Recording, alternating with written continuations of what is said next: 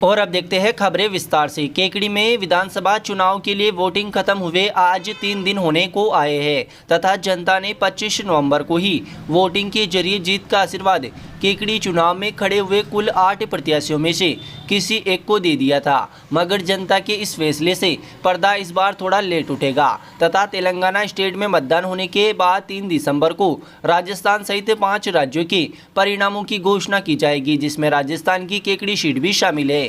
Kekri seat के लिए हुए मतदान के बाद मतपेटियों को अजमेर में सुरक्षित पुलिस पहरे में मतदान खत्म होने के तुरंत बाद रखवा दिया गया था।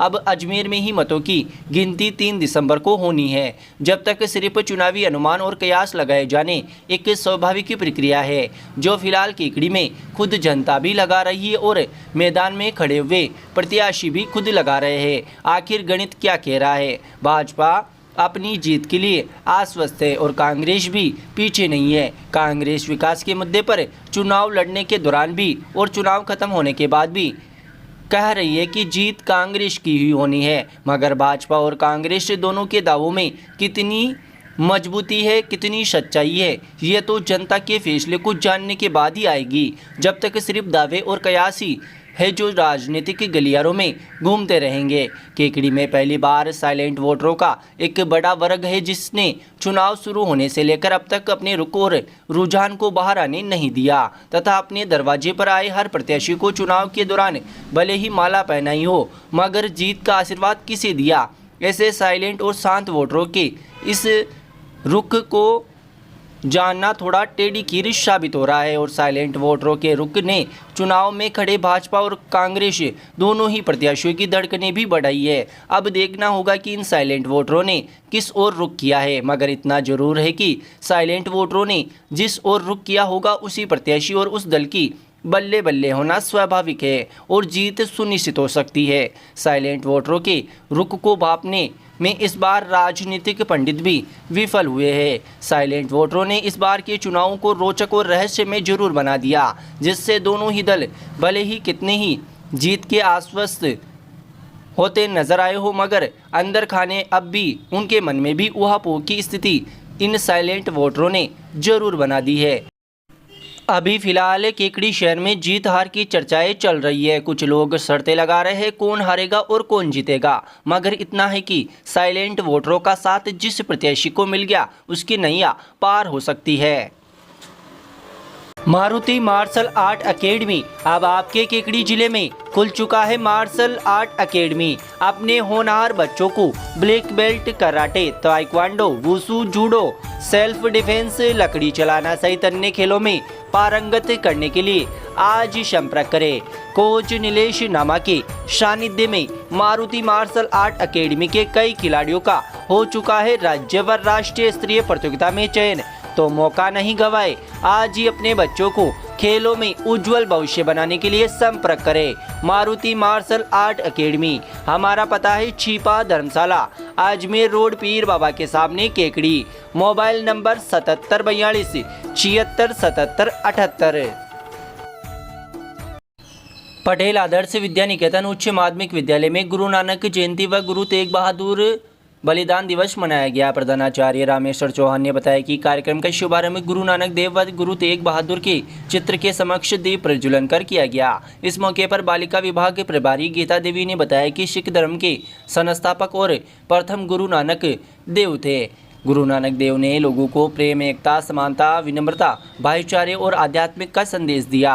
उन्होंने कहा कि हमारे जीवन में विनम्रता का भाव रखना चाहिए और मन में कभी भी अहंकार नहीं लाना चाहिए। अहंकार का पतन का कारण है। गुरु तेग बहादुर ने धर्म की रक्षार्थ अपना बलिदान दिया था। कार्यक्रम में आचार्य सुनीता कुमारी, रेगर, नितिन धोबी, अंतिमा, अंजनी पारिक, यश यादव, सात्विक पारिक, आदित्य सैनी, भूमि शर्मा, ऋतुराज, कार्तिक बेरवा, नेहा कुमावत, अंजलि दादिश सहित छात्र छात्राओं ने भी गुरु नानक देव व गुरु तेग बहादुर की जीवनी के बारे में अपने विचार व्यक्त किए। कार्यक्रम का संचालन आचार्य भरतलाल सैनी द्वारा किया गया। अब आपके शहर केकड़ी में खुल चुका है Shiv Shankar medical and general store, जो है केकड़ी जिला चिकित्सालय से महज 300 मीटर दूरी पर।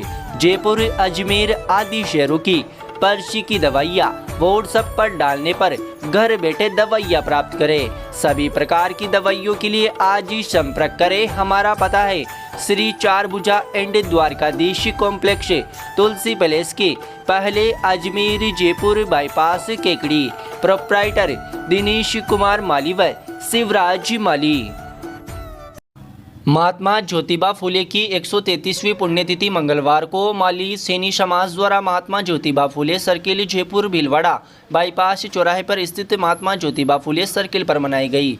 महात्मा ज्योतिबा फुले की प्रतिमा पर समाज सेवी सत्यनारायण बिदा, गीशालाल गढ़वाल, ओम प्रकाश गुड़गांव ने प्रतिमा पर पुष्पमाला अर्पित कर दीप प्रज्वलित किया। नवयुवक मंडल के अध्यक्ष हेमराज कछावा ने बताया कि महात्मा ज्योतिबा फुले को 19वीं सदी का प्रमुख समाज सेवक माना जाता है। उन्होंने भारतीय समाज में फैली अनेक कुरीतियों को दूर करने के लिए सतत संघर्ष किया।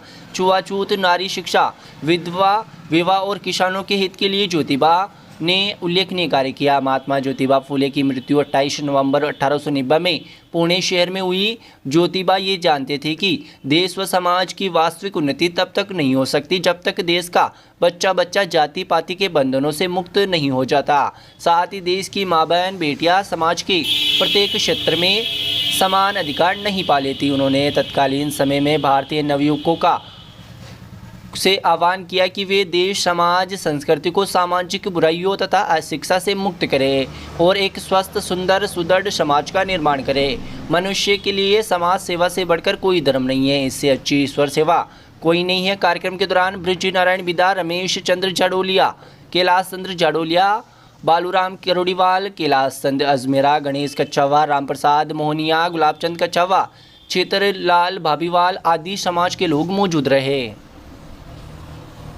केकड़ी जिले में खुल चुका है पहला pharmacy college. MLD pharmacy college approved by pharmacy council of India. Direct admission वर्ष 2023-24 के लिए 12वीं पास विज्ञान व गणित के छात्रों के लिए बेहतरीन मौका। डी फार्मेसी करने के लिए आज ही संपर्क करें। श्री मिश्रीलाल दुबे मेमोरियल संस्थान, केकड़ी। हमारे मोबाइल नंबर है 9784334778 व 9462456778।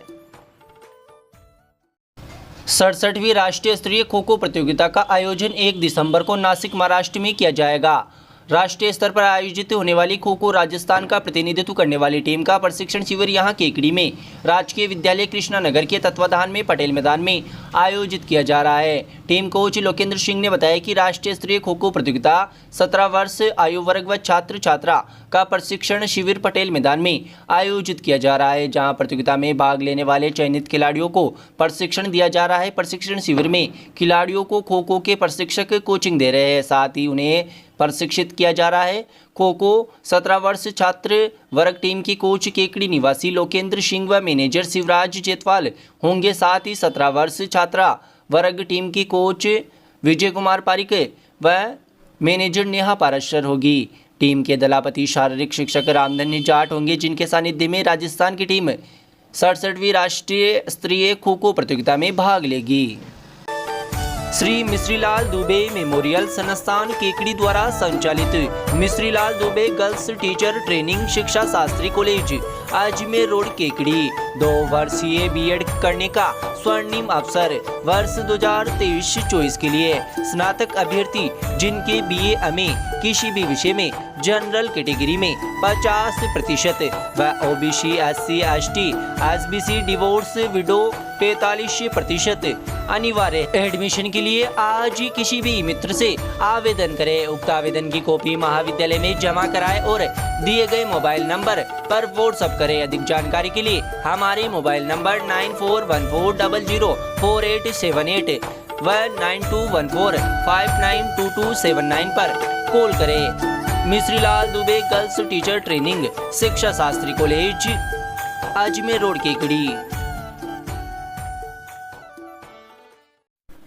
मिस्टर इंडिया बॉडी बिल्डिंग एवं नॉर्थ इंडिया बॉडी बिल्डिंग प्रतियोगिता का आयोजन दिल्ली में किया गया। प्रतियोगिता में केकड़ी निवासी नीलेश नामा ने भी भाग लिया। कोच बॉबी अजमेर ने बताया कि नीलेश नामा ने इस प्रतियोगिता में बेहतरीन प्रदर्शन किया तथा मिस्टर इंडिया में सिल्वर मेडल प्राप्त करते हुए दूसरे स्थान पर रहे, जबकि नॉर्थ इंडिया में ब्रॉन्ज मेडल हासिल कर तीसरे स्थान पर रहे। मिस्टर इंडिया बॉडी बिल्डिंग और नॉर्थ इंडिया बॉडी बिल्डिंग प्रतियोगिता में भाग लेकर केकड़ी निवासी नीलेश नामा ने ब्रॉन्ज व सिल्वर मेडल हासिल करते हुए केकड़ी जिले का नाम पूरे देश में रोशन किया है।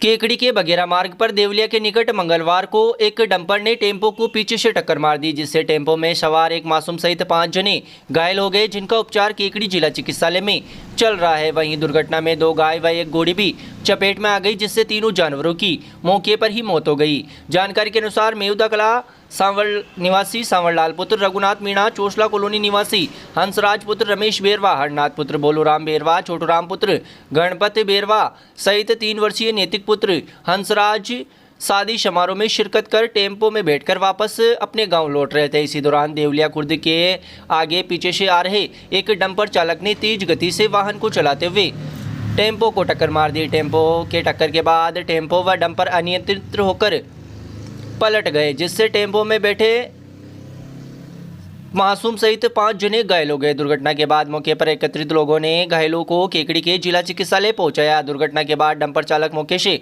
फरार हो गया है। वहीं दुर्घटना में डंपर की चपेट में आने से एक घोड़ी व 2 गायों की भी मौत हो गई। मामले को लेकर केकड़ी शहर पुलिस जांच में जुट गई है।